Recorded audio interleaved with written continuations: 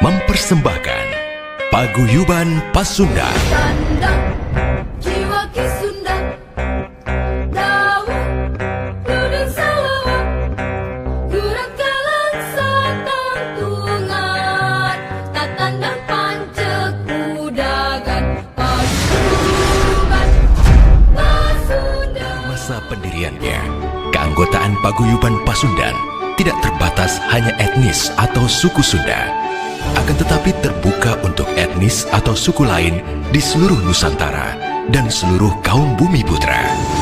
Dari awal masa pendiriannya hingga saat ini, Paguyuban Pasundan dipimpin oleh tokoh-tokoh yang berdedikasi tinggi dalam pengabdian terhadap tujuan mulia Paguyuban Pasundan.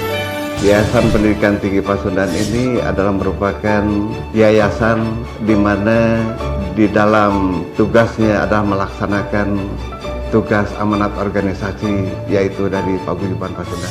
Paguyuban Pasundan juga memiliki sebuah moto, yaitu Katara Ayana Karasa Manfaatnya. Artinya terlihat adanya, wujudnya, eksistensinya, dan terasa manfaatnya untuk masyarakat dan bangsa ini.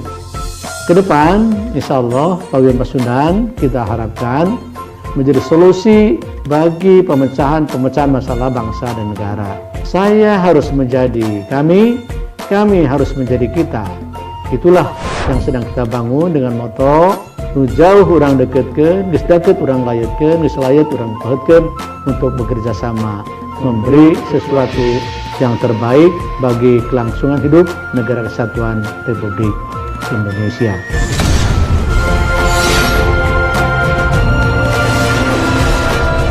Paguyuban Pasundan, Nyunda, Nyantri, Nyakola, dan Nyantika.